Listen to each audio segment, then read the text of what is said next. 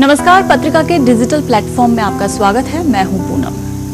13 साल, सिर्फ 13 साल की उम्र, जिस उम्र में एक बच्चे के हाथों में किताबें होनी चाहिए, चेहरे पर मुस्कान होनी चाहिए और आंखों में ढेर सारे सपने।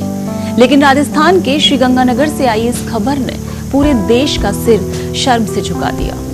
आज मैं आपको सिर्फ एक क्राइम स्टोरी नहीं सुनाने जा रही हूँ। आज बात होगी उस समाज की जो हर घटना के बाद गुस्सा तो दिखाता है, लेकिन कुछ दिनों बाद सब कुछ भूल जाता है। आखिर कब तक हमारी बेटियां दरिंदों के डर में जिएंगी? 18 जून 2026 का वो दिन था जब इस खौफनाक कहानी की शुरुआत हुई। पुलिस थाने में दर्ज एफआईआर के मुताबिक 13 साल की पीड़ित बच्ची अपनी एक सहेली से मिलने गई थी और परिवार को उम्मीद थी कि वो जल्द ही घर लौट आएगी, लेकिन अचानक घर वालों से उसका संपर्क टूट गया और वो लौटकर घर नहीं आई। उसे तलाश किया गया जगह जगह, लेकिन उसका कुछ पता नहीं चला।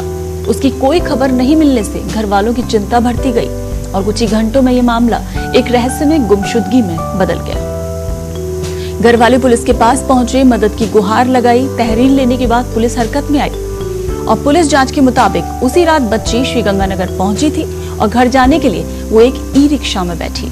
आरोप है कि उसी दौरान रामबाबू नाम का एक ई रिक्शा चालक उसे मिल गया। उसने बच्ची को बातों ही बातों में विश्वास में लिया और उसे घर छोड़ने का भरोसा दिया। लड़की उसके साथ ई रिक्शा में बैठ गई और उसे इस बात का अंदाजा भी नहीं था कि अगले कुछ मिनटों में उसके साथ क्या होने वाला है। रामबाबू उसे घर पहुंचाने के बजाय एक होटल में ले गया, जहां उसने लड़की को होटल संचालक के हवाले कर दिया। बताया जा रहा है कि इसके बदले उसे अच्छे खासे पैसे मिले और उस वक्त वो मासूम ऐसे जाल में फंस चुकी थी जहां से निकलना उसके लिए नामुमकिन सा हो गया था। इस मामले की तफ्तीश में जुटी पुलिस ये बताती है कि जांच में ये सामने आया कि बच्ची को सबसे पहले होटल में ले जाया गया था और उसके बाद अगले कई दिनों तक उसे एक होटल से दूसरे होटल में शिफ्ट किया जाता रहा। आरोप है कि होटल मालिकों और मैनेजरों ने करीब 5 दिन के भीतर उस मासूम बच्ची को 30 से ज्यादा लोगों के सामने परोस दिया। आरोप के मुताबिक दिन के समय भी कई लोग उसके साथ रेप करते। कहा जाए तो उसके साथ गैंग रेप किया गया। दरिंदों ने मौका मिलते ही उसके साथ दरिंदगी की। इस मामले में यह भी आरोप लगाया गया है कि जब दरिंदगी के दौरान वो बच्ची दर्द से तड़पती थी, तब उसे शांत करने के लिए और सुलाने के लिए जबरन उसे शराब पिलाई जाती थी। इधर बच्ची के लापता होने के बाद परिवार ने पुलिस में गुमशुदगी की रिपोर्ट दर्ज कराई थी। पुलिस ने इसमें जांच शुरू की और 22-23 जून के आसपास होटल से बच्ची को बरामद कर लिया और इसके बाद इस मामले की परतें खुलनी शुरू हुई। जांच आगे बढ़ी तो ये मामला कथित तौर पर संगठित अपराध और मानव तस्करी के एंगल तक पहुंच गया। वहीं पुलिस ने अभी तक इस मामले में करीब 18 आरोपियों को गिरफ्तार कर लिया है। कहते हैं कि किसी भी समाज की असली पहचान उसकी सड़कों, इमारतों या विकास से नहीं होती, बल्कि इस बात से होती है कि वहां की महिलाएं और बच्चियां वहां कितनी सुरक्षित हैं। सोचिए कि अगर एक 13 साल की बच्ची भी सुरक्षित नहीं है, तो ये हमें खुद से पूछना होगा कि क्या हम सच में एक सभ्य समाज में रह रहे हैं। श्रीगंगानगर में जो ये मामला सामने आया है, वो सिर्फ एक अपराध नहीं, बल्कि कई सवालों का पुलिंदा है।